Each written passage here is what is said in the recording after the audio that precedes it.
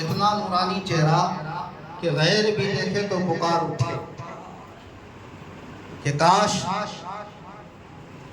اگر حضور جلال الدین اشرف ایسے ہیں تو حسین پاک کا عالم کیا ہوگا، اور پھر نبی پاک کا عالم کیا ہوگا۔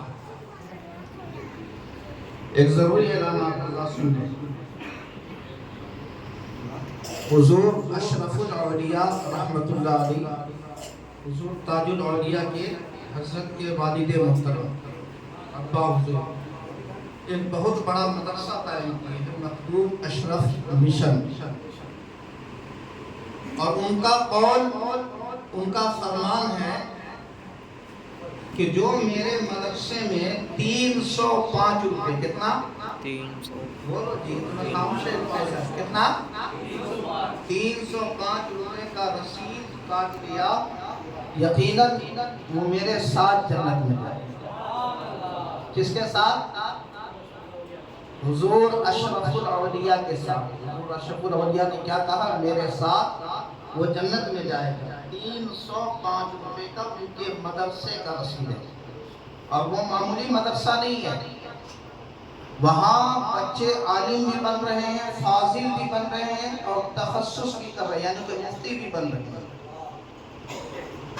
اور صرف ہندوستان میں خدمت انجام نہیں دے رہے ہیں بلکہ دوسری کنٹری میں، بیرون ملک میں بھی وہاں سے پڑھے ہوئے بچے آج خدمت انجام دے رہے ہیں، اہل سنت کا کام کر رہے ہیں۔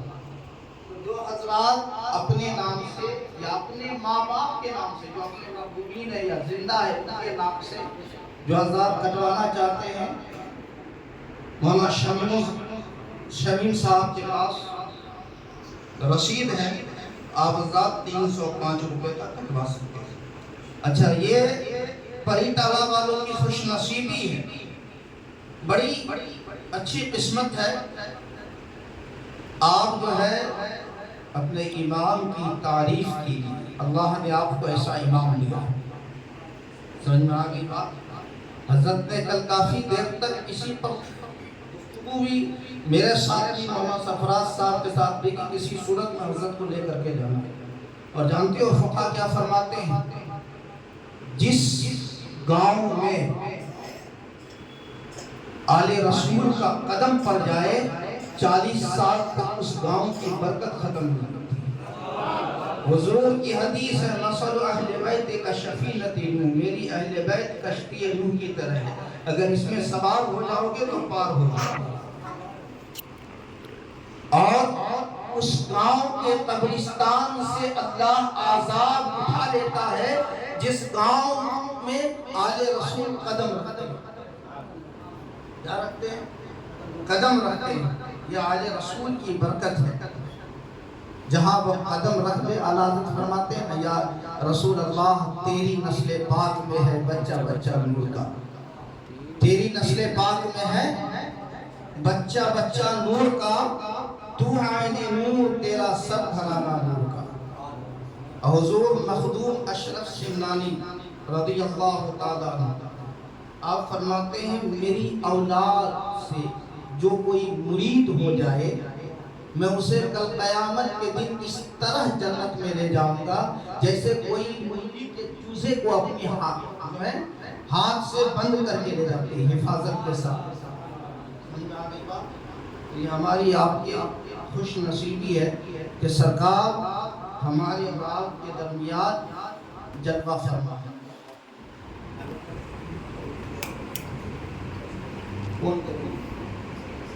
صدر صاحب مسجد رضا مسجد کے صدر صاحب جناب رفیق صاحب اور سردار صاحب دونوں مل کر کے گلوپوشی کریں گے۔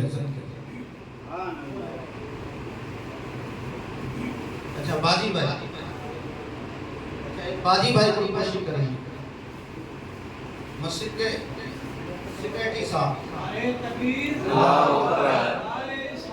یا رسول اللہ، یا رسول اللہ،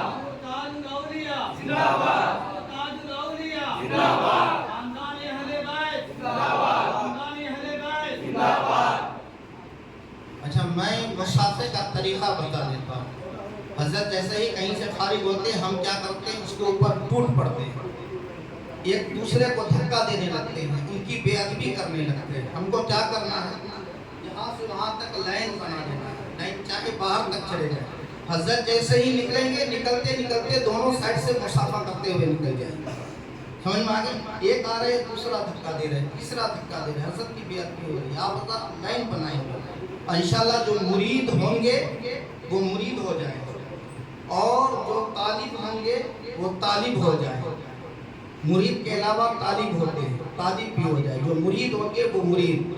और जब हजरत हाथ रखवा करके जब तौबा करेंगे तो जिसको मुरीद नहीं होना है, तालिब नहीं होना है, वो तौबा की नीयत से भी हाथ रख सकते हैं या तजदीद ईमान की नीयत से भी हाथ रख सकते हैं। क्योंकि हम एक आले रसूल के हाथ में हाथ रख करके अगर तौबा कर रहे हैं तो यकीन मानिए अगर ये तौबा बारगाहे मौला में कबूल हो गया तो यहाँ भी हमारे लिए निजात है और फिर क़यामत के दिन भी हमारे लिए निजात है। अस्सलाम वालेकुम।